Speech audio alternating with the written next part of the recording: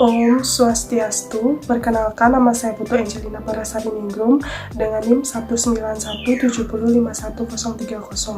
Pada kesempatan kali ini saya akan membahas mengenai tabel dan relasi. Baik, pertama-tama saya akan menjelaskan mengenai relasi. Relasi merupakan suatu hubungan yang terjadi pada suatu tabel dengan tabel lainnya yang mempresentasikan hubungan antara objek di dunia nyata dan berfungsi untuk mengatur rotasi suatu database.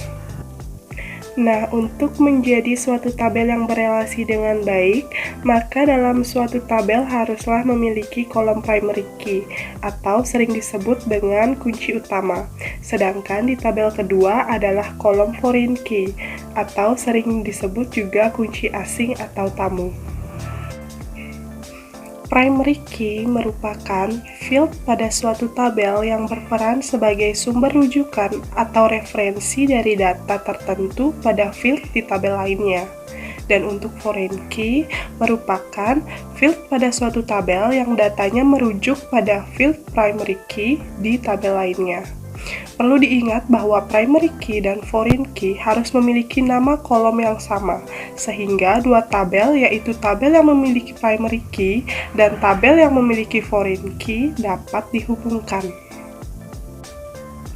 Adapun karakteristik dari primary key, di mana yang pertama yaitu bersifat unik.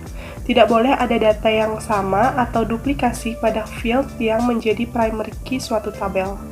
Yang kedua yaitu suatu tabel hanya bisa memiliki satu primary key. Dan yang terakhir, tabel yang memiliki primary key biasanya disebut dengan tabel induk. Selanjutnya, adapun karakteristik dari foreign key, di mana yang pertama tidak bersifat unik. Dalam artian, bisa jadi ada data yang sama pada field yang menjadi foreign key pada suatu tabel. Yang kedua, suatu tabel bisa memiliki lebih dari satu foreign key. Dan yang terakhir, tabel yang memiliki foreign key biasanya disebut dengan tabel anak.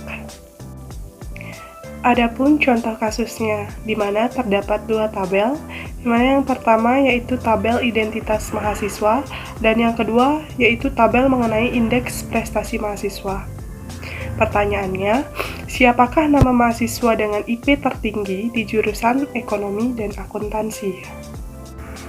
Untuk menyelesaikan persoalan tersebut, langkah pertama yang harus kita lakukan yaitu menentukan mana di antara tabel tersebut yang merupakan tabel induk atau tabel dengan primary key, dan mana merupakan tabel anak yaitu tabel dengan foreign key. Mengenai hal tersebut dapat kita tentukan dengan cara menentukan penekanan masalah pada pertanyaan yang ingin dijawab. Misalnya, siapakah nama mahasiswa dengan indeks prestasi tertinggi? Maka penekanan masalahnya itu indeks prestasi tertinggi. Dapat kita simpulkan bahwa tabel induk yang memiliki primary key sebagai sumber rujukan data adalah tabel indeks prestasi mahasiswa. Karena dalam tabel tersebut terdapat rincian mengenai indeks prestasi mahasiswa. Dengan demikian dapat kita simpulkan tabel anaknya yaitu tabel identitas mahasiswa.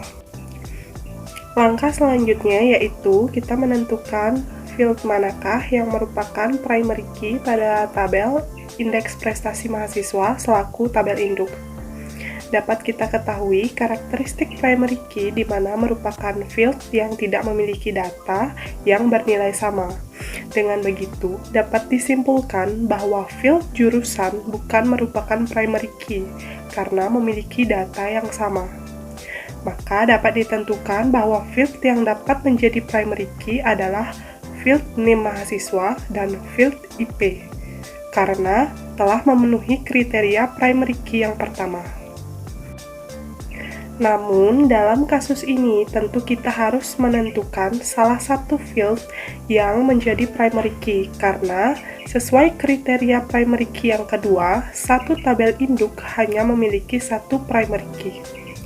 Dengan kasus tersebut, kita dapat mencermati bahwa primary key dan foreign key memiliki nama kolom yang sama, sehingga dua tabel, yaitu tabel yang memiliki primary key dan tabel yang memiliki foreign key, dapat dihubungkan. Dapat kita perhatikan bahwa nama-nama field pada tabel induk maupun anak kita dapat menemukan bahwa terdapat satu field dengan nama yang sama, yaitu field NIM mahasiswa.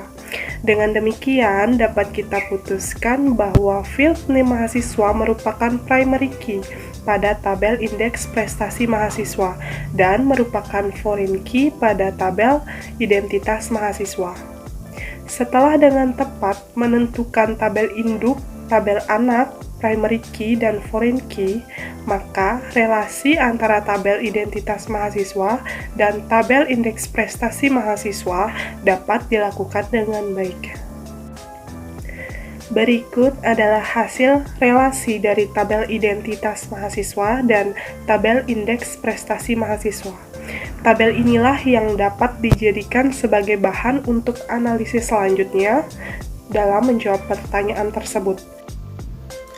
Selanjutnya, saya akan membahas mengenai jenis-jenis relasi. Jenis relasi yang pertama yaitu one-to-one atau satu ke satu, di mana setiap data pada tabel pertama dihubungkan hanya ke satu baris data pada tabel kedua. Seperti yang sudah tertera pada contoh, mahasiswa dengan nama Putu Angelina hanya memiliki satu NIM, yaitu 191705130. Begitu juga sebaliknya, NIM mahasiswa 191705130 hanya dimiliki oleh Putu Angelina. Adapun jenis relasi yang kedua yaitu one to many atau satu ke banyak, di mana setiap data pada tabel pertama dihubungkan hanya ke satu baris atau lebih data pada tabel kedua. Seperti yang tertera pada contoh, di mana mata kuliah konsentrasi akuntansi keuangan pada prodi S1 akuntansi dapat dipilih oleh satu atau lebih mahasiswa, sedangkan satu mahasiswa hanya dapat memilih satu mata kuliah konsentrasi. Jenis relasi yang ketiga yaitu many to many atau banyak ke banyak, di mana satu baris data atau lebih pada tabel pertama dihubungkan ke satu baris atau lebih data pada tabel kedua. Seperti yang sudah tertera pada contoh, di mana satu mahasiswa dapat memilih beberapa mata kuliah.